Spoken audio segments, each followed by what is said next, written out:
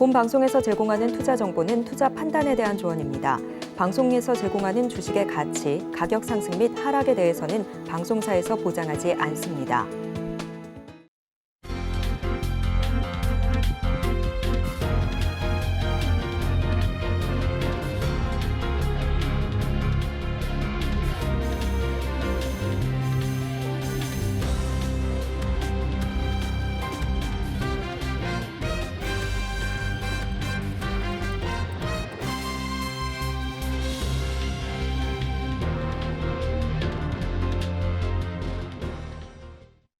시청자 여러분 안녕하세요. 오늘을 돌아보고 내일을 준비하는 오늘장 내일장 1부 진행의 문정훈입니다. 이 3월의 마지막 날입니다. 이제 완연한 봄날인데요. 간밤 뉴욕 증시에도 이 봄바람이 좀 깃든 듯 보입니다. 국채 금리와 은행권 위기 안정세를 좀 주목하면서 일제히 상승 마감했습니다. 이렇게 시장에 불안이 누그러들면서 일각에서는 SVB 파산이 결국 연준의 이 큰 폭의 금리 인상을 저지해 증시엔 호재로 작용했다는 분석도 나오고 있습니다.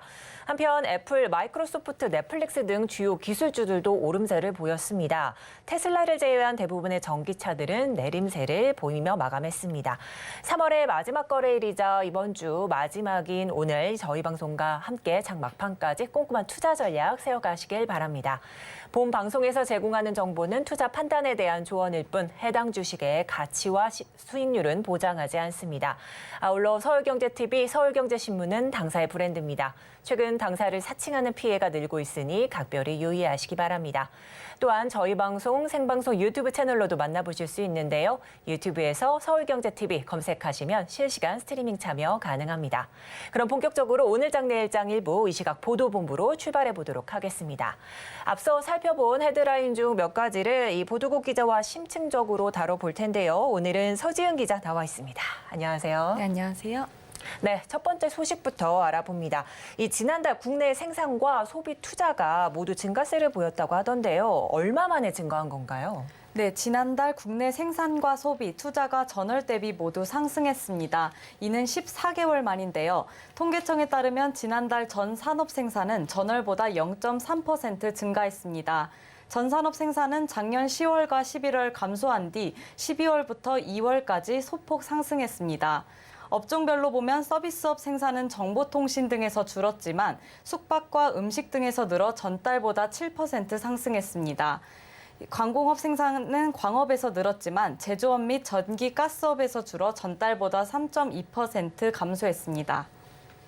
네, 서비스업은 그래도 이 선방한 모습인데 특별히 부진했던 산업이 있을까요?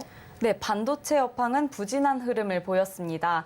반도체는 지난해 하반기 이후 메모리 반도체 업황이 부진했고 최근 들어 시스템 반도체 생산량도 줄면서 2008년 12월 이후 최대 감소폭을 보였습니다.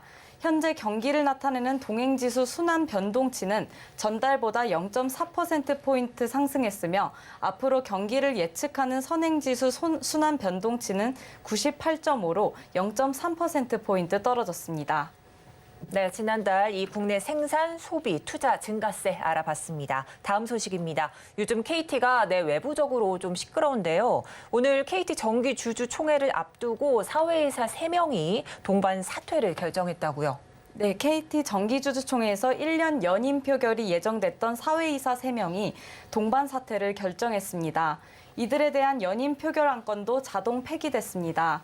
이에 따라 이날 오전 서울시 서초구 KT 연구개발센터에서 열리는 정기주총에서는 이들의 재선임 안건은 자동 폐기됐습니다. 이사회 의장인 강충구 고려대 전기전자공학부 교수, 여은정 중앙대 경영학부 교수와 표현명 전 KT 렌탈 대표 등 사회이사 3명이 일괄 사퇴하면서 KT 사회이사는 이제 김용현 법무법인 대류가주 변호사뿐입니다. 다만 KT는 사회이사 후임이 없을 경우에 기존 사회이사가 이사 대행을 하는 만큼 이사회 운영에는 문제가 없다는 설명입니다. 네, 그렇다면 KT 사회이사 3명이 사퇴를 결정한 배경은 어디에 있을까요? 네, 이들이 사퇴 의사를 결정한 것은 최대 주주인 국민연금의 의결권 행사 방침 발표가 영향을 미친 것으로 분석됩니다. 국민연금은 전날 표현명 사회이사 후보에 대해서 반대 입장을 냈고 나머지 두 후보에 대해서는 중립 의견을 보였는데요. 중립은 다른 주주들의 찬반 비율에 따라 국민연금 지분을 나눠 계산한다는 의미입니다. 당초 구현묘 현 대표에 이어 윤경림 KT 부문장이 차기 대표이사 최종 후보에 올랐지만 정치권의 압박으로 자리에서 물러난 것도 사임에 영향을 미친 것으로 풀이됩니다. 앞서 KT는 지난 28일 박종욱 경영기획부장을 대표이사 직무 대행으로 지정하고 비상경영 체제에 돌입한 바 있습니다. 네, 지금까지 KT 관련 이야기 살펴봤고요. 그럼 마지막 소식 알아봅니다. 이 국내 기업의 디지털 전환에 대한 이야기인데요. 다른 나라와 비교하면 국내 기업 디지털 전환 수준은 좀 어느 정도나 되나요? 네, 국내 기업의 디지털 전환 수준이 유럽과 미국에 비해서는 한 단계 이상 뒤처져 있다는 분석이 나오고 있습니다. 한국무역협회는 디지털 전환 수준을 준비 중, 도입 시작, 적용 중, 정착 활발히 진행 중 이렇게 5단계로 나눠서 국내외 기업을 대상으로 설문조사를 진행했습니다. 그 결과 국내 기업은 해외 기업에 비해 디지털 전환 수준이 1에서 1.5단계 뒤처진 것으로 나타났습니다. 해외 기업은 디지털 전환 단계가 정착과 적용 중, 활발히 진행 중이라는 응답이 많은 반면 국내 기업은 적용 중, 도입 시작, 준비 중이라는 응답이 대부분이었습니다. 네, 이 디지털 전환 진행 단계에서 대기업과 또 중소, 중견기업들의 격차도 커졌다고 하는데 얼마나 벌어졌나요? 네, 대기업의 경우에는 어느 정도 진행되고 있다는 응답이 가장 많았지만 기업 규모가 작아질수록 전혀 진행되고 있지 않다는 응답이 증가하는 것으로 나타났습니다. 특히 대기업의 60.8%는 디지털 전환 전담 조직과 인력을 보유하고 있었지만 중견기업과 중소기업은 전담 조직과 인력이 없는 것으로 나타났습니다. 디지털 전환의 가장 큰 애로사항으로는 자금 부족이 꼽혔는데요. 국내 중견 중소기업은 국내 대기업과 해외 기업에 비해 디지털 전환 필요성을 인식하지 못하고 있다며 막대한 자본과 시간이 필요한 만큼 정부의 정책 지원과 노력이 필요하다고 설명했습니다. 네, 지금까지 보도국 서지은 기자와 함께했습니다. 오늘 도움 말씀 고맙습니다.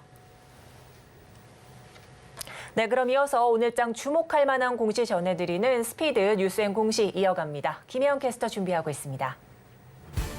안녕하십니까. 스피드 뉴스앤공시 김혜연입니다. 오늘도 우리 시장에서는 반도체 관련주들 강하게 움직이는 모습입니다. 또 대형주 위주의 상승이 나타나다 보니까 코스피 지수는 상승세를 보이고 있는데요. 반면에 이 코스닥 지수는 6거래일 만에 또 하락 전환을 하는 모습이 나타나고 있습니다. 그리고 장 초반 눈에 띄었던 건 이 포스코 그룹주들의 상승이 될 것 같습니다. 포스코 홀딩스는 하반기부터 리튬 사업이 순차적으로 가동이 시작이 될 것이다라는 전망들 나오고 있고요. 또 포스코 케미칼은 미국에서 감축법 시행으로 인해서 판매 단가 상승이 전망되고 있습니다. 이 같은 긍정적인 전망들로 인해서 그룹주들 장 초반부터 강하게 움직이는 모습이 나타나고 있고요. 또 이 밖에 짚어볼 만한 기업들의 공시와 뉴스 어떤 내용이 있는지 만나보도록 하겠습니다. 네, 우선 첫 번째로 카카오페이부터 살펴보겠습니다.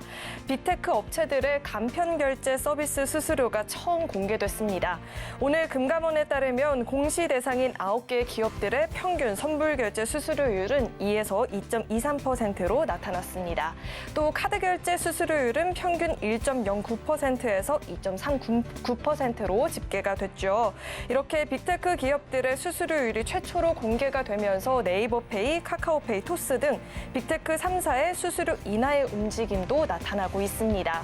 카카오페이 같은 경우에는 이 소상공인을 지원하기 위해 카카오페이머니 수수료를 인하하겠다라고 오늘 밝혔습니다. 이로써 영세 가맹점인 경우에는 수수료가 1% 내외가 될 것으로 전망되고 있습니다. 네, 이어서는 금호석유 살펴보도록 하겠습니다. 네, 검찰이 공정거래위원회에 제출해야 하는 서류를 누락한 혐의로 금호석유 박창구 회장을 약식 기소했습니다. 박 회장은 2008년부터 21년까지 대기업 집단 지정을 위한 자료를 제출하는 과정에서 천암 일가가 보유한 회사 4곳을 누락한 혐의로 이달 초에 공정위에 고발이 됐었는데요. 공정위는 누락 기간이 6년에 달하고 또 중소기업 세제 혜택까지 받은 점을 고려했을 때 중대성이 상당하다며 박 회장을 검찰에 고발했습니다. 다만 검사가 약식 기소를 했기 때문에 재판부나 당사자가 정식 재판을 요구하지 않는 경우에는 벌금형에서 그치게 됩니다. 네, 이어서는 KG 이니시스 살펴보겠습니다. 네, 오늘부터 국내 애플스토어 전 매장에서 애플페이 서비스 사용이 가능하게 됩니다. 오늘 오후 5시에 현재 개점을 앞두고 있는 애플 강남을 포함해서 총 5곳에서 사용이 가능하게 되는데요.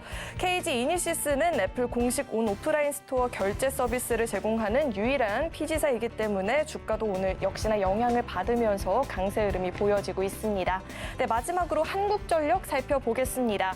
네, 정부가 31일 오늘이죠. 오늘 예정됐던 2분기 전기 가스 요금의 인상 발표를 잠정 보류했습니다. 산업통상자원부는 당정 협의체에 참석해서 전기 가스 요금의 조정 방안에 대해서 인상 필요성에 대해서는 공감을 하지만 조정은 유보하다라는 입장을 보였습니다.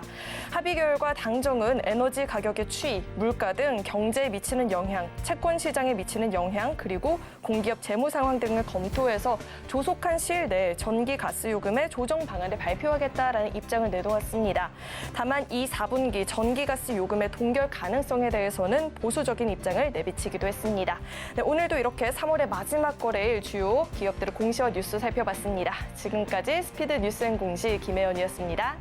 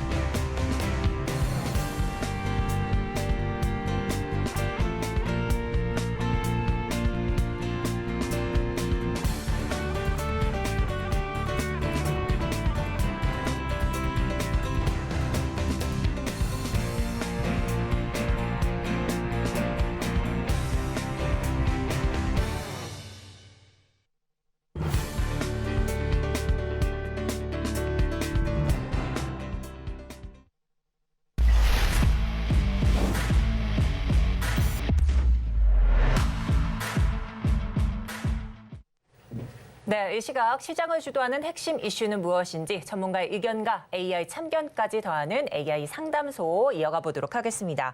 오늘은 헤르메스 스타 김시은 팀장님 나와 계십니다. 어서 오세요. 네, 안녕하세요. 네, 오늘 그러면 이제 이야기를 나눠볼 주제 화면으로 먼저 만나보도록 하겠습니다. 네, 한화솔루션이 드디어 오늘 거래 재개를 했습니다. 이 태양광주들의 이제 시간이 오고 있는지에 대한 의문점 이제 자세하게 이야기 나눠보도록 할 텐데요.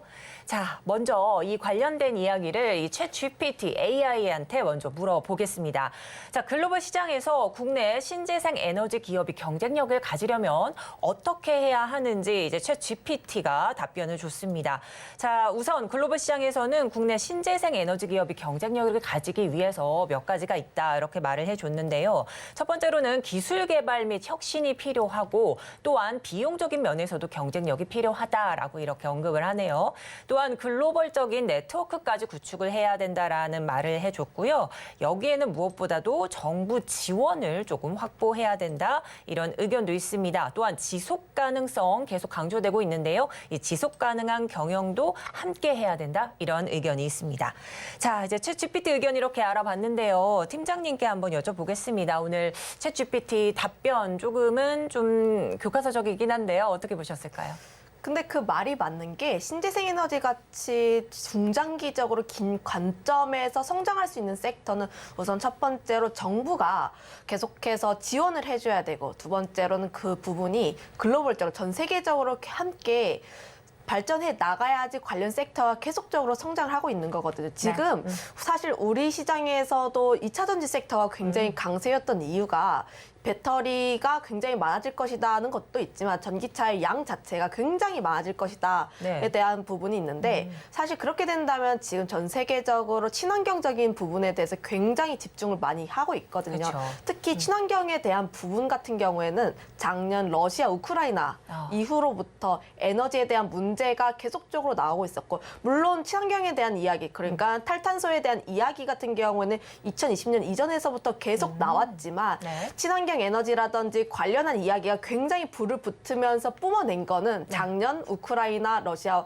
전쟁 이후부터라고 보시면 좋을 것 네. 같은데 그 다음부터 미국에서 IRA라든지 유럽에서도 CRMA 같은 그렇죠. 그런 정책들이 나오게 되면서 특히 신재생 에너지 관련했을 때 더욱더 뭐 시장의 뭐 성장 속도에 탄력도가 더 붙지 않나라고 보고 있습니다. 네, 그렇습니다. 자, 신재생 에너지 관련해서 이렇게 조금 짚어주셨는데 그럼 오늘장 이 관련된 이 종목도 한번 말을 해봐야 되겠습니다. 자, 오늘장은 한화솔루션이 거래 재개 이후에 주가가 좀 강세를 보이고 있는 상황입니다. 이 거래 정지 기간 동안 앞서 말씀해 주신 것처럼 미 IRA 법안도 있었고요. 또한 또 유럽의 CRMA 기대감의 신재생 에너지주가 조금 반응을 보여왔었습니다. 자, 현재 이 한화솔루션 매출의 구성을 한번 보자면요. 거의 이 태양광과 케미칼 쪽이 좀 주를 이룬다라고 볼 수 있겠는데 태양광도 못지않게 좀 많은 퍼센티지를 차지하고 있습니다. 자, 이러한 뭐 IRA 법안, CRMA에 대한 기대감 때문에 현재 한화솔루션 앞으로의 이 거래 재개 이후의 모멘텀은 좀 어떻게 보시나요? 지금 그 부분에 대한 부분, 사실 IRA라든지 CRMA에 대한 부분 같은 경우에는 그동안 주가의 모멘텀으로 작용이 되었어요. 그런데 우리가 이제 네. 기대를 해볼 수 있는 게 IRA 세부 법안이 발표가 되면서 네. 그 부분에 있어서 우리가 지금 우리 시장에서는 2차 전지에 대해서만 생각을 했지만 그동안 좀 소외됐던 게 사실 신재생 에너지 쪽입니다. 네. 그런데 신재생 에너지 쪽에서 우호적인 정책이 다시 한번 나오게 됐을 때 추가적인 상승이 가능하지 않을까라고 보고 있고요. 네. 그거와 별개로 한화솔루션을 비롯한 신재생 에너지 종목군들을 보면은 네. 주가의 탄력도라든지 관련했을 때 주가가 박스권 내에 갇혀서 움직이고 있는 모습 보여주고 있다 보니까 사실 그 부분에 있어서 앞으로의 추가적인 상승, 모멘텀이 정확하게 이제 제대로 반영이 된다면 네. 추가적인 상승이 가능하다라고 보여지고 있어요. 앞서 네. 현재 한화솔루션 주가도 지금 거래 재개 첫날인데 2.5%대에서 계속해서 좀 상승세 이어가고 있는 상황인데요. 주가가 계속 좀 탄력을 받을까요? 네, 지금 물론 신재생 에너지 섹터 같은 경우는 중장기적인 관점으로 보시는 분들이 많이 보유를 하고 계세요. 물론 중지 기간이 좀 길다 보니까 오늘 거래량 터트리면서 주가가 강한 상승세 나왔다. 지금 윗골이 굉장히 길게 나왔거든요. 그러네요. 네네. 아무래도 거래 정지 기간이 좀 길다 보니까 차익 실현을 하신 분들이 좀 많은 것으로 추측이 되고 있는데 그럼에도 불구하고 전 신재생 에너지 한화솔루션이라든지 뭐 태양광, 풍력 비롯해가지고 네. 전 섹터 부분에 대해서 앞으로도 계속 포트에 담아가야 하는 섹터가 아닌가라고 보고 있는데 네. 지금 여기서 아까 뭐 매출 비중 한번 좀 보여주시겠어요? 매출 비중을 다시 한번 봐볼게요. 네, 지금 매출 비중을 보면은 23년에 사실 케미칼 부분이 굉장히 많아요. 그렇죠. 그런데 22년, 23년을 좀 비교를 해보면은 네. 케미칼의 매출 비중이 점점 줄어들고 태양광의 매출 비중이 점점 늘어난다라고 네. 보시면 좋을 것 같은데 그리고 태양광 쪽에서도 사실 영업이익률이 굉장히 좋습니다. 네. 마진이 굉장히 좋다 보니까 매출 비중이 늘어나면 늘어날수록 영업이익률이 굉장히 좋다 보니까 사실상 그쪽에서 마진이 굉장히 좋아진다라고 보시면 좋을 것 같은데 네. 특히 지금은 정부의 정책이라든지 전 세계에서 한화솔루션의 매출을 늘어나는데 도와주고 있어요. 네. 아무래도 그 IRA라든지 CRMA 때문에 태양광 같은 경우에도 계속적으로 수요가 많아지고 있는 모습 보여주고 있고 그쵸. 특히 한화솔루션에선 유럽과 매출에서 매출 비중이 좀 높습니다. 거의 70%에 육박하다라고 보시면 좋을 것 같은데 유럽이라든지 미국 같은 경우가 지금 대표적으로 정책을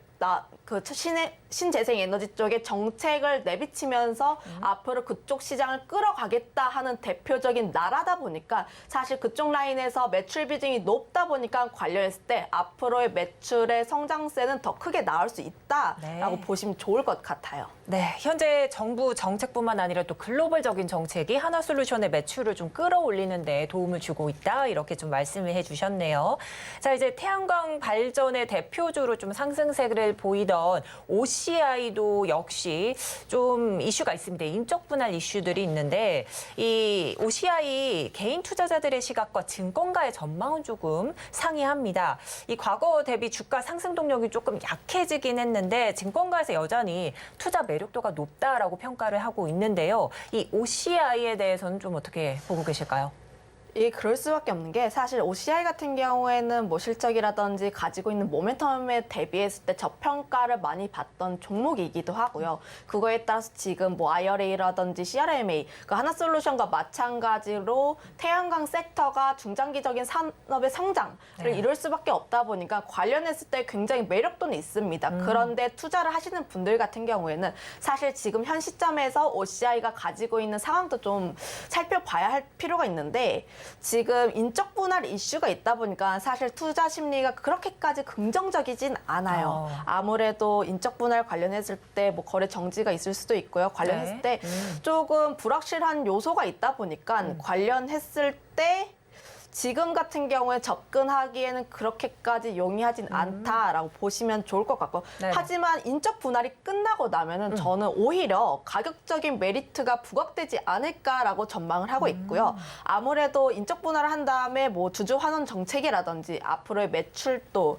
그리고 특히 매출 같은 경우도 보면은 4분기 매출 실적 굉장히 잘 나왔는데 폴리실리콘 관련했을 때는 OCI가 국내에서 유일하게 폴리실리콘을 생산하는 기업이고요. 특히 2017년, 18년도에 전 세계에서 이제 폴리실리콘 가격 경쟁이 일어나면서 치킨 게임이 벌어졌는데 그 치킨 게임 중에서 살아남았다는 것 자체가 굉장히 경쟁력이 있습니다. 중국이 폴리실리콘에서 약 80%를 넘는 점유율을 차지하고 있는데 중국 외 기업을 보면은 동사라든지 아니면 뭐 독일의 기업, 미국 기업 굉장히 적은 편에 속하다 보니까 사실상 폴리실리콘 기업이 그렇게까지 많지는 않아요. 그럼에도 불구하고 OCI를 계속 주목해 봐야 하는 건 미국과 유럽이 탈중국화 기조를 계속 이어져 나가고 있고 중국과 계속 신경을 이렇게 하기 때문에 관련했을 때 오히려 탈중국을 하기 위해서는 그 외 국가에 대해서 수혜가 나오지 않을까라고 전망하고 있습니다. 네, 그렇습니다. 아무래도 이 인적 분할 이슈가 있게 되면 또 거래 정지 또 생길 수 있는 상황이기 때문에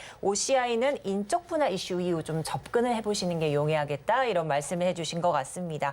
자, 아무래도 증권업계에서는요, 또 작년에 이어 올해도 이 미국 내 태양광 산업이 호황을 이룰 것으로 좀 예상을 하고 있는데 저희가 관련 좀 화면 좀 한번 보도록 하겠습니다. 이 또 IRA법 관련해서도 또 여러 가지 조금 이슈 몰이들을 하고 있는데 이 IRA 시행으로 이제 미국 내 태양광 설치량 전망치가 점점 높아가고 있는 이 상황 좀 나타낼 수가 있겠습니다. 자, 근데 이 미 IRA에 따라서 세제 혜택 또 태양광 수요 증가로 좀 고성장이 좀 예상되는 상황이지 않습니까? 그래서 이 세계 이 태양광 웨이퍼 모듈 생산 기업인 이 중국 론지솔라 역시 미 시장 공략에 조금 나서고 있다, 이런 좀 이야기들이 있는데 이 태양광 각축전에서 좀 부각될 국내 기업은 또 어디라고 보실까요?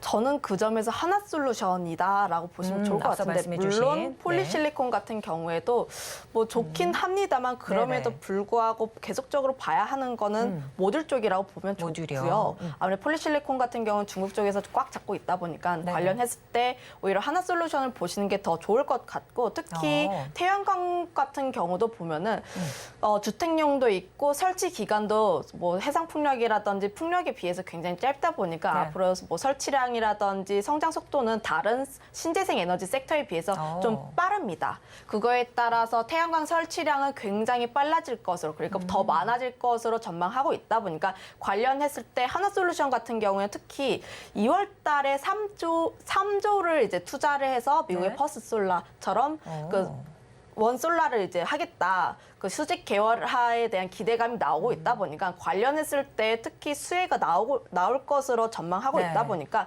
특히 미국 쪽에서 집중을 하고 있어서 그 부분에 대해서 굉장히 큰 기대가 된다고 보시면 좋을 것 같아요. 지금 말씀해 주신 것처럼 다음 화면을 보면 이 미국 내 태양광 설치 수요 그리고 하나 솔루션 관련해서 이런 좀 표가 나와 있는데 현재 하나 솔루션 이 미국 내 좀 설치량이 좀 증가하는 걸로 봐도 되는 걸까요? 네, 그렇게 봐도 좋고요. 미국 쪽에서 좀 점유율이 굉장히 큰 편이에요. 거기다가 매출 비중도 보면은 미국 쪽에서 매출 비중이 30%인데 앞으로 뭐 내년이라든지 내후년 같은 경우에 목표량이 약 70%까지. 그러니까 미국 쪽 시장을 굉장히 장악하겠다라고 보시면 좋을 것 같다 보니까 사실상 지금 미국 쪽에서 시장의 확대가 점쳐지고 있는 와중에서 점유율을 가지고 있다 보니까 네. 관련했을 때 앞으로도 그에 맞는 성장이 나타나지 않을까라고 보고 있습니다. 네, 이렇게 해서 이 신재생 에너지 관련해 한화 솔루션 자세히 다뤄봤고요. 그렇다면 다음 핵심 이슈 화면으로 만나보도록 하겠습니다. 자, 네이버가 오일머니에서 잭팟을 터뜨렸습니다. 이 사우디 DX 사업 참여에 조금 나선다 이런 말을 한 것 같은데요. 자, 이제 해외 시장에서 기대감이 가중되는 건 이 태양광뿐만 아니라 이 또 네이버가 사우디아라비아의 국제적인 디지털 전환인 이 DX 프로젝트에 참여를 하는데 이 네옴시티 추진에 이 네이버 AI 또 로봇 기반 디지털 트윈 솔루션이 좀 활용된다고 하는데요. 어떤 내용인지 자세하게 좀 살펴주시죠. 네, 네이버가 MOU를 통해서 네옴시티에 디지털 트윈 기술을 적용한다라고 봤는데 디지털 트윈이 무엇이냐라고 보면은 현실의 공간이라든지 사물을 통째로 스캔한 가상세계, 그러니까 네. 제가 해석하기로는 메타버스다라고 해석을 했고요. 그 부분에 있어서 지금 네옴시티가 글로벌 첨단 세계, 그러니까 첨단 시티로 굉장히 유명하다 보니까 관련했을 때 앞으로도 뭐 최첨단 뭐 스마트 인프라 관련했을 때 그 부분에 대해서 좀 주목을 받지 않나라고 보고 있습니다. 네. 자, 이제 네이버 이 잭팟을 좀 터뜨린 것 같은데 무려 700조 규모의 네옴시티 프로젝트 좀 수주를 받은 것 같습니다. 자, 그럼 사우디아라비아에서 네이버의 중장기적 성과가 조금 기대되는 상황인데 이 네옴시티 수혜에 따라서 네이버 향후 주가 전망은 또 어떻게 점치고 계시나요? 그런 네이버가 일단 금액적인 금액이 굉장히 크긴 해요. 예. 700조 규모다 보니까 사실상 그 부분에 있어서 중장기적인 성장이 나오는 것은 기대를 해볼 만합니다. 네. 그런데 아직까지 네이버가 가지고 있는 부분이 성장주의 대표이다 보니까 사실상 앞으로의 실적이 계속해서 성장해 나가는 거에 중점을 둬야 하는데 네. 작년에 실적에 대한 부분이 그렇게까지 좋진 않았어요. 그런데 네. 네옴시티가 지금 MOU를 맺었다 해서 그 금액이 바로 실적으로 반영되진 않다 보니까 관련했을 때 네옴시티 관련했을 때 실적이 개선되는지 여부를 한번 확인해 볼 필요가 있다라고 보시면 좋을 것 같고요. 네. 특히 지금 네이버 같은 경우도 보면은 성장주로서의 성장성을 약간 의심받고 있다라고 보시면 좋을 것 같은데 네네. 작년에 영업이익이 전년 대비했을 때 1.6% 감소를 했는데 물론 적은 수치긴 합니다만 그럼에도 성장성이라는 부분에서 약간의 타격을 받았다라고 보시면 좋고요. 거기다 20년 영업이익률이 22% 그리고 21년은 19%, 22년은 15% 영업이익률이 계속해서 하락하는 모습 보여주고 있다 보니까 네네. 사실 영업마진 쪽에서도 좀 수익성에 대한 악화에 대한 우려가 계속적으로 나오고 있습니다. 특히 성장주 같은 경우도 보면은 앞으로의 매출의 성장성이 계속 나와야 돼 주가의 강한 상승력이 나올 텐데 네. 지금 같은 경우 네이버는 실적에 대한 성장성, 그러니까 성장성에 대한 의구심이 계속 생겨 나오고 있고 그거에 맞춰서 주가도 약 40% 하락하고 있었다 보니까 고점 대비했을 때 그 부분에 대해서 좀 우려가 계속 나오고 있다. 네. 그거에 따라서 지금 매물적인 부분도 보면은 악성 매물 굉장히 많고 지금 주가의 위치 같은 경우는 바닥권의 위치에 있다 보니까 주가의 강한 상승력이 나오기 위해서는 지금 이 상황을 타개할 만한 강력한 무엇인가가 있어야 하는데 지금 그게 네옴시티 이슈로는 조금 부족하다라고 판단을 하고 있고요. 네네. 앞으로의 매출이 지지율이라든지 성장성에 대해서 굉장히 크게 가져올 수 있는 강력한 한 방이 더 필요하다는 점 한번 체크를 해보시면 좋을 것 같고, 네옴시티와 관련했을 때는 오히려 네이버가 아니라 네옴시티 관련했을 때 직접적으로 건설을 하고 있는 그런 뭐 해외 수주가 많은 건설 쪽을 한번 공략해 보시는 게 좋지 않을까라고 보고 있는데, 네옴시티 관련 모멘텀으로는 윤 대통령이 5월 달에 사우디를 방문할 예정이라고 합니다. 네. 그거에 맞춰서 그 이벤트에 맞춰서 작년에 네옴시티 관련주로 움직였었던 흐림이라든지 한미글로벌 같은 종목군들이 다시 한번 시세를 낼 가능성이 있다 보니까 네. 지금 뭐 주가의 위치 같은 경우에도 굉장히 바닥권에 있습니다. 네. 물론 주가가 작년에 강한 상승세를 동반했기 때문에 그만큼의 주가 상승은 나오진 않지만, 지금 접근하기에는 네이버보다는 오히려 해외 수주가 많은 건설 기업들 쪽으로 접근을 해보시는 것이 더 좋지 않을까라는 말씀도 덧붙이겠습니다. 네. 지금까지 도움 말씀 잘 들었습니다. 헤르메스 스타 김시은 팀장과 함께했습니다. 감사합니다.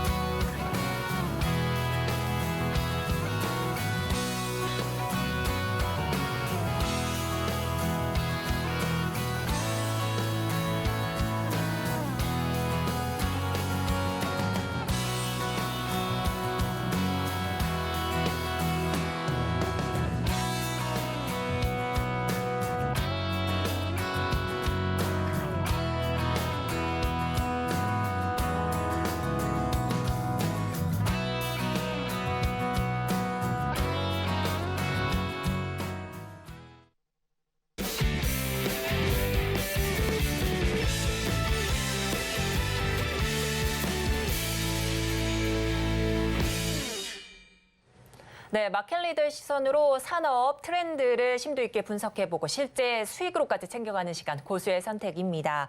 자, 오늘은 배종찬 소장님과 함께 이 증시 투자 전략 통통하게 채워보는 시간 가져보도록 하겠습니다. 인사이트 K 배종찬 소장님 나와 계십니다. 안녕하세요. 안녕하십니까. 통통한 남자 배종찬입니다. 네, 오늘도 투자 전략 통통하게 채워주실 거라 믿겠습니다. 예. 자, 그럼 첫 번째 이슈부터 좀 살펴보죠. 이 지난해 태조 이방원에 대한 열기가 좀 뜨거웠지 않습니까? 그중에서도 이 방산주에 최근 다시 힘이 좀 실리는 모습인데요. 특히 이 지난해 수주 덕분에 현재 수주 잔고만 100조 원 규모라고 합니다. 자, 그야말로 K방산의 르네상스 시대다 이런 말이 나오는데 이 정도라면 2027년까지 글로벌 방산 수출 4대 강국 진입 이 목표가 어렵지 않아 보이는데요. 어떻게 보시나요? 가능할 것 같아요. 근데 일단은 우리가 전반적인 글로벌 환경을 좀 이해를 할 필요가 있어요. 왜냐하면 무턱대고 뭐 방산할 게 아니라 왜 방산일 수밖에 없느냐 하면은 일단은 지정학적 리스크는 계속 커질 수밖에 없죠. 커질 수밖에 없는 상황이고 지금 우리가 세계 주요 국가의 지도자들을 보면은 바이든 대통령 그리고 푸틴 또 시진핑 주석 중국의 근데 푸틴 대통령이나 시진핑 주석 러시아와 중국의 리더십을 보면 네. 장기적이에요. 이제는 이 임기가 길어지는 거죠. 네네. 그렇게 되면은 상당히 충돌이 있을 수밖에 없다. 미국과 중국의 충돌, 미국과 러시아의 충돌이 있을 수도 있는 것이고, 러시아와 지금 우크라이나 전쟁하지만 러시아와 유럽의 충돌, 영국과의 충돌, 네. 그런 건 계속 예상이 될 수밖에 없는 일이거든요. 그러면 이런 상황이 지정학적 리스크가 계속간다. 그럴 때 빛을 발할 수 있는 것은 방산. 방산. 무기로 맞네요. 국방을 던든히 할 수밖에 없는데 그러면 정작 전쟁을 치르는 국가들이 무기를 수출하기 쉬우냐? 그게 아니죠. 자기가 사용해야 되니까. 그렇다면 그 무기를 대신해서 채워줄 수 있는 국가가 어디냐? 바로 한국이 되는 거죠. 한국이요. 그렇죠. 지금 보면은 K방산 수출 수주 현황이 조금 저희가 정리를 해봤는데 예.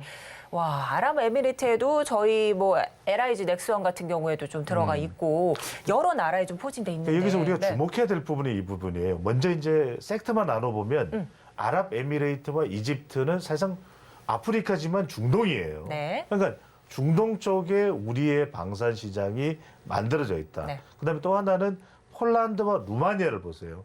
동유럽이죠. 네. 그러니까 이제 동유럽도 그동안에는 독일 무기나 프랑스 무기를 샀었단 말이에요. 네. 근데 왜 한국 무기죠?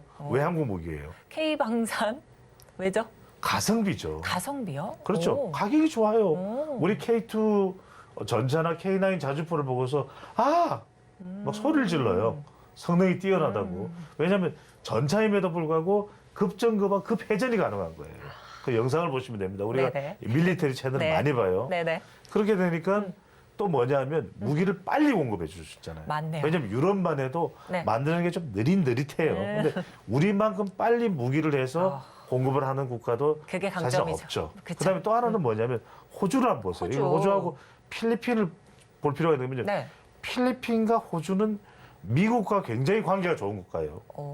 그러면 우리가 생각할 수 있잖아요. 영어권 국가고 미국 사지 뭐 US 아메리카 메이드 인 아메리카 네네. 그렇게 생각할 수 있잖아요. 네네. 그런데 이들 국가까지도 호주와 까지도. 필리핀까지도 우리 무기를 산다는 거예요. 그게 바로 가성비다. 왜냐하면 네. 이 가성비도 있지만 네. 우리 하나 에어로스페이스나 또 한국 항공우주가 네네. 맞춤형으로 이 국가들과 협력을 하면서 교육까지 전달을 해줘요. 아, 근데 우리 교육 안 받아보면 조종사 교육이나 네. 무기, 운용 관련된 이 교육들이 굉장히 훌륭하거든요. 그러니까 그런 걸 다 따져보니까 야, 한국 정말 최고다. 최고다. 무기 잘 만든다. 아, 네. 물론 우리가 전쟁이라는 것은 사실 평화가 우선이죠. 하지만 대비하지 않는 평화라는 없는 겁니다. 맞죠. 그러면 네. 그런 데 있어서의 우리의 능력, 그다음에 기술력 이것은 마치 이 표 한 표만 봐도 네. 대단하다.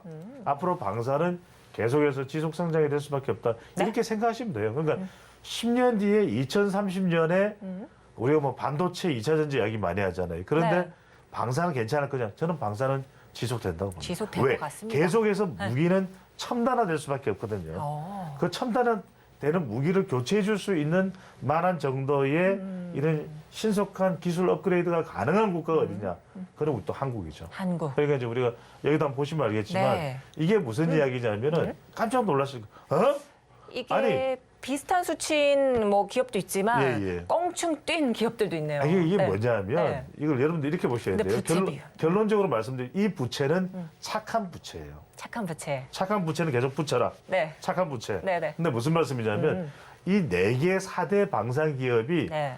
2021년에 비하면 2022년에 조금씩이라도 올랐고 현대 로템은 크게 차이가 안 나죠. 네. 그다음에 LIG 넥스원도 차이가 안 나죠. 안 나요. 이건 뭐냐면 여러분들 굳이 구분할 필요가 없는데 이게 뭐냐면 이 부채 2022년에 늘어난 비율을 보면 이게 다 뭐냐면 선수금이에요. 선수금. 그러니까 이게 우리가 기업 회계에서 네. 선수금은 물건 만들어 주세요. 맞아요. 대표 우리 대포 열문 언제 1년 뒤에 공급해 주세요. 네네. 그럴 때는 미리 계약금을 내잖아요. 그러니까 미리 돈을 준 그 거잖아요. 계약금은 미리 돈을 받고 아직 물건을 안 주고 인 것이기 때문에 네. 빚으로 계산이 돼요. 아. 개념상으로. 근데 여기 보세요. 보면은 지금 우리가 퍼센티지로 이렇게 퍼센티지가 붙어서 나온 저게 뭐냐면은 전체 부채에서 차지하는 선수금 선수금. 비율이라는 것이거든. 근데 LIG 넥스원하고 현대 로템은 왜 적냐면 네. 이들은 이제 계속해서 안에 재정적으로 잘 관리를 해서 그래요. 네네. 그래서 이제 선수금 오. 비율을 반영하더라고요. 그러니까 오. 여러분들이 뭐 복잡하게 막 또 회계 나 몰라 이렇게 생각하시지 네. 말고 이 선수금이 늘어났다는 건 뭐냐면 돈을 미리 주고서라도 지금 무기를 사간단 말이에요. 그러니까요. 우리가 예전에는 어떤 일이 있었냐면 조선업이 한창 좋을 때는 조선업도 선수금을 줬었어. 근데 나중에 이제 경쟁이 치열해지고 이게 일종의 레드 오션이 되니까 네. 조선업 같은 경우는 나중에 돈을 후불제로 줬단 말이에요. 오. 그러니까 그게 나중에 돈을 못 받고 떼이는 경우가 있어요. 그래서 우리 조선업이 상당히 부담스러웠던 적이 있는데 지금 이건 무슨 이야기냐? 방산이 잘 나간다. 잘 나간다. 미리 선수금을 오. 주고서 네. 일종의 우리가 그 농산물 같은 경우에도 밭대기를 하잖아요. 마치 비유하자면 무기떼기라고 표현하는 건 좀 그러네. 하여튼 이렇게 해서 사갈 정도로 아하. 한국 K방산에 대해서 야 대단하다라는 네. 인식을 가지고 있다는 거죠. 그런데 이 기술력이 하루아침에 무너질 수가 없는 거죠. 왜냐하면 그렇죠. 네. 결국 이제 무기라는 것도 굉장히 이제 원격화되고 자동화되는 거예요. 원격화, 자동화되는 것에 첨단 기술을 가지고 있는 나라, 반도체 기술, 네. 2차 전지의 기술, 전자제품의 기술, 대한민국이죠. 코리아죠. 네. 맞습니다. 자, 이제 방산 산업은 조금 시들래야 시들 수가 없는 이런 네. 섹터다 이런 말씀해 주셨는데 그와 관련해서 하나그룹이 또 대우조선해양을 좀 인수하려는 이런 좀 조짐이 보이고 있습니다. 네. 자, 그런데 표를 한번 보면요. 하나와 이 대우조선해양 기업 결합 심사에 대해서 이렇게 많은 나라 국가들이 조금 승인을 하고 있는데 심사 중에 있는 게 바로 유럽연합과 한국입니다. 그렇죠. 하지만 유럽도 이제 내년에 좀 네. 승인 결과가 나올 걸로 지금 점쳐지고 있기 때문에 그렇죠. 한국만이 현재 그 승인을 안 하고 있는 상황이 되는데요. 이거 설명을 네. 드릴게요. 이게 뭐냐 하면은 결과적으로는 대우조선해양이 이제 하나의 품에 안긴다. 지금 하나 에어로스페이스도 있고 하나 시스템도 있잖아요. 네. 방산 관련해서. 그런데 이제 대우조선해양이 가면 이제 뭐가 생기는 겁니까?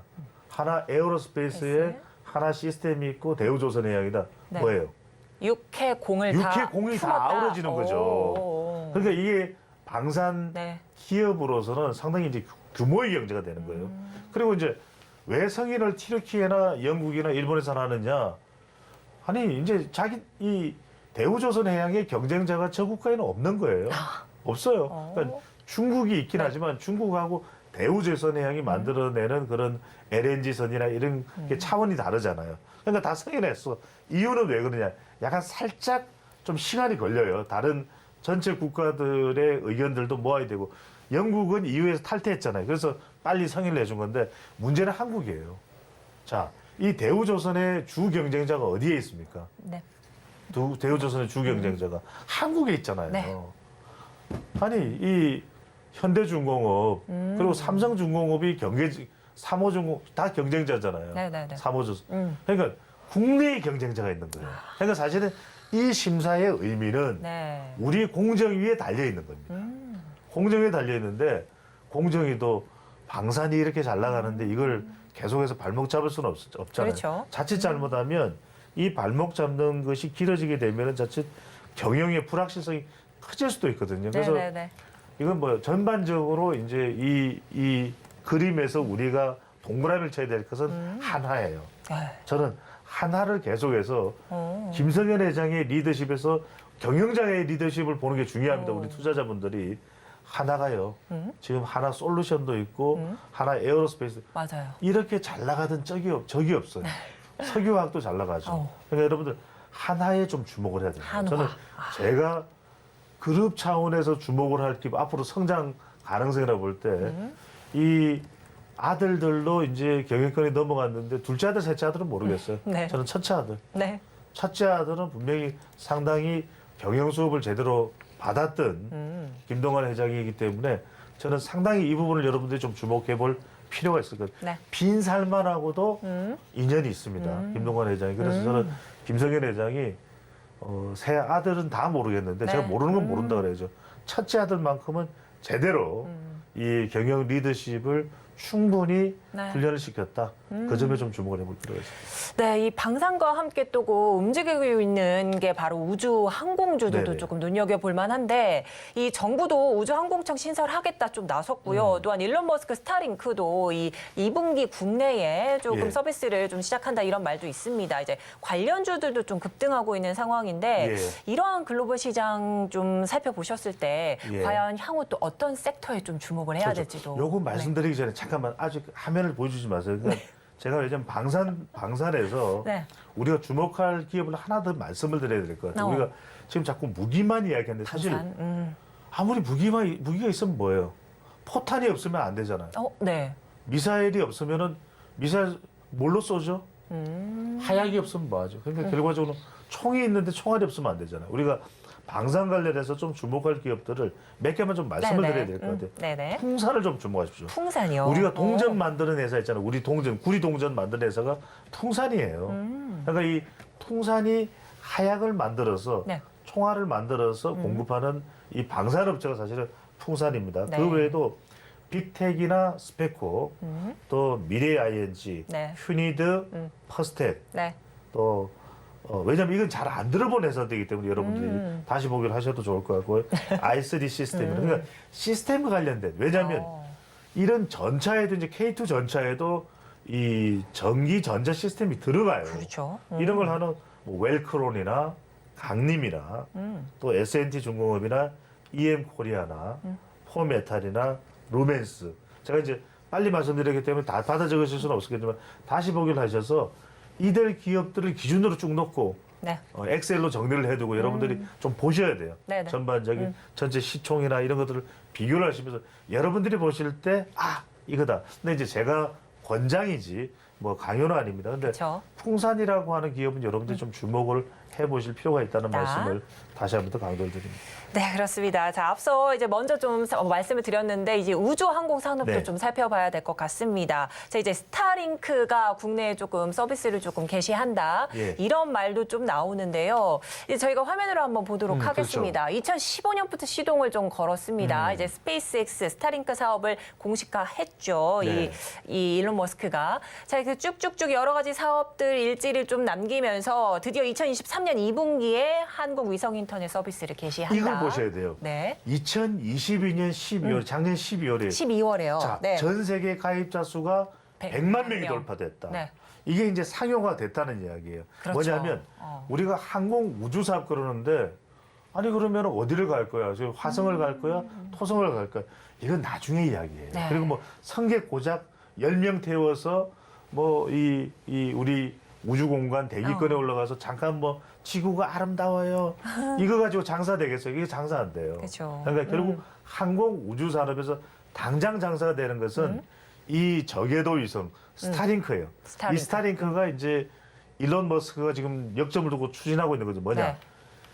촘촘하게 저궤도에 이 지구를 둘러싸고 위성을 다 깔아놔. 그러면은 이제는 모든 인터넷 또 위성 전화, 일반 전화, 네. 내비게이션 다 되는 겁니다. 오호. 이게 정말 획기적인 국면 전환을 새로운 패러다임을 가져와요. 근데 자 보십시오. 네. 2월 달에 통신 용량을 4배 확대한 2세대 위성을 배치하기 시작했다. 위성이 4,000개 돌파했대요. 4,000개나. 그러니까 하늘에 촘촘하게 깔려 있는 거예요. 네. 다 보이지도 않아. 작아. 그래서 이제 2분기에는 네. 한국 위성 인터넷 서비스가 서비스를 개시된다는 드디어 이야기는 개시한다. 네. 결국 이제 이 저궤도 저위도 이 위성을 중심으로 해서 시장이 확대된다. 이렇게 이제 볼 수가 있는 것이죠. 그러니까 이제 그렇죠. 지금 우리가 항공 우주 그러면은 표를 한번 볼 수 있으면 좋겠는데 네. 막 미사일을 우리 이제 우주선을 쏘고 이런 게 아니에요. 네네. 그러니까 이 위성과 관련된 산업이 우선되고 있다. 이렇게 이제 확인하시면 좋을 것 같은데 네, 이제 통신 상관 한번 볼까요? 네. 스타링크가 일단 있죠. 네. 자, 그리고 원앱도 있고요. 그렇죠. 원앱이 있고 그다음에 2023년 말 올해 말에 이제 글로벌 서비스가 시장이 됩니다. 네. 그러니까 일단은 제일 앞서가고 있는 쪽은 스타링크입니다. 네. 그다음에 이제 카이프가 마지막에 있는데 네. 로켓을 통해서 뭐 이제 발사 예정이다. 그러니까 그렇죠. 지금 일단 3강이 있기는 하지만 스타링크가 가장 앞서 있다. 이렇게 보시면 될 것 같고 원웹이나 카이프 이야기를 많이 못 듣는다는 것은 아직까지 이 서비스가 완전히 저변이 확대된 게 아니라 스타링크를 중심으로 해서 조금씩 확대되고 있다. 그러니까 시장이 넘어갈 때 어떤 식으로 넘어가는지를 잘 봐야 될 필요가 있을 것 같고. 네. 자, 그렇다면은 정부 우주개발 예산 추이 요것도 한번 볼까요? 네. 같이 한번 보시면은 그러니까 앞으로 이 분야의 재밌는 점을 보시면 네. 자, 그래프 좀 이게 좀 집중해서 보시면 네. 앞서 지난 한 10여 년간 20년간은 예산에 큰 차이가 없었어요. 그냥 지속적으로 투자를 할 뿐. 그런데 2021년 이후에 2020년 급격히 늘어나죠. 그렇죠. 그리고 추이를 보면 앞으로는 더 많은 예산을 여기다 집중을 한다는 것이고 네네. 지금 우리가 우주항공청인가요? 새롭게 또 새로운 이제 기관이 만들어질 맞아요. 그런 네. 준비를 하고 있습니다. 그렇다면 이런 걸 통해서 많은 것들이 이제 투입이 되는데 일단 우리가 여기서 잘 그림을 그려야 될 것은 뭐냐면 우선은 이 위성과 관련된 산업이 우선이다. 위성 그러면 산업이 우선이다. 그렇죠. 네네. 위성 쪽이 먼저 수익을 올릴 수 있는 사업이고 우리가 뭐 나로를 통해서 뭐 인공위성을 쏘고 이런 거는 이제 일단 실험 단계. 우리가 더 기술력을 갖추는 단계지만 네. 이미 지금 상용화되어 있는 이 저궤도 위성 스타링크와 관련된 쪽의 사업 분야는 우리도 충분히 시장이 만들어지고 있다라고 이제 그렇게 확인을 해 볼 수가 있는 것이겠죠. 네. 그래서 보면은 우리가 이제 5G에서 6G로 넘어가게 되고 이런 네. 것들이 다 일련의 이 스타링크 저궤도 위성과 저위도 위성과 관련이 되어 있는 겁니다. 그러니까 U 플러스나 또 SKT나 네. 또 KT 이렇게도 관련이 있는 것이고 그 외에 위성을 만드는 이 회사들 네. 또 부품을 공급하는 회사들 그리고 또 이 위성과 관련된 이 소프트웨어 프로그램도 다 관련되는 회사들이 바로 이 우주항공사업과 연결이 돼 있다. 이 부분도 제가 조금 말씀드리면 네. 결국 우리가 방산하는 사업체가 항공우주하고도 관련이 돼 있어요. 그렇죠. 그러니까 한국 항공우주가 방산해서 하는 거는 우리가 누구나 알죠. 여기서도 이 위성과 관련된 사업도 하고 또 위성 정비와 관련된 사업도 우리가 진출을 하게 될 그렇죠. 것이고 그리고 그 위성과 지상과의 통신을 위한 프로그램도 관련이 되어 있다고 보시면 될 것 같아요.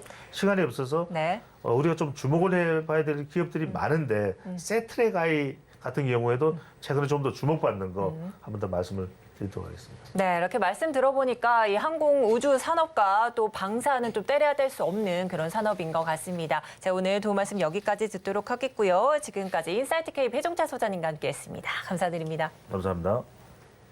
네, 오늘장 내일장 1부도 마칠 시간이 됐습니다. 본 방송에서 제공하는 정보는 투자 판단에 대한 조언일 뿐 해당 주식의 가치와 수익률은 보장하지 않습니다. 저희는 2부에서 다시 뵙도록 하겠습니다. 함께해 주신 여러분 고맙습니다.